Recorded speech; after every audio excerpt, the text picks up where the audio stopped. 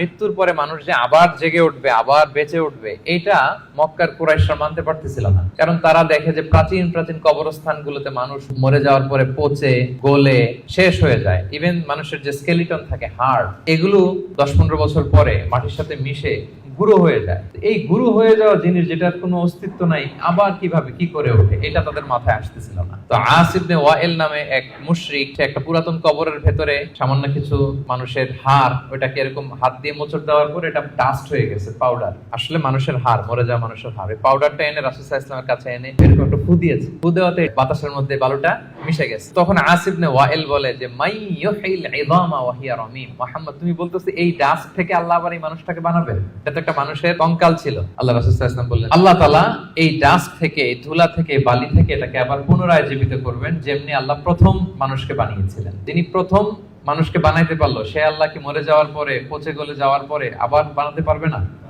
এবং আল্লাহ রাসূল সাল্লাল্লাহু আলাইহি ওয়াসাল্লাম বলেছেন মানুষের দেহে একটা হাড্ডির কণা আছে, ইন্না ফিল ইনসানি আযমুন লা ইয়াকুলুহুল আরদু আবাদান, একটা হাড্ডির কণা আছে যেটা কখনো মাটি বালু এটাকে খেতে পারে না। মিনহা ইউরাক্কাবুল খালকু ইয়াউমাল কিয়ামা, কিয়ামতের দিন এখান থেকেই মানুষের আবার পুনঃসৃষ্টি হবে। সাহাবারা বললেন আইয়ু আযমিন ইয়া রাসূলুল্লাহ, এই হাড্ডিটার নাম কি? আল্লাহ রাসূল সাল্লাল্লাহু আলাইহি ওয়াসাল্লাম বললেন আজবুদ জানাব, ডাক্তারি ভাষায় এটাকে বলে কক্সিক। আমাদের যে শিরদাঁড়া আছে না, মেরুদণ্ড, এই মেরুদণ্ডের একেবারে নিচে ট্রায়াঙ্গেল একটা ত্রিভুজ আকৃতির ছোট্ট বোন পার্টিকেল আছে, এটা নষ্ট হয় না। হিন্দুরা যে শ্মশানে লাশ পোড়ায়, সব পুড়ে যায়, ওইটা পুড়ে না। আমরা যে কবরস্থ করি, কবর মাটি সব খেয়ে ফেলতে পারে, কিন্তু ওই ছোট্ট হাড্ডি কণিকাটা নষ্ট হয় না।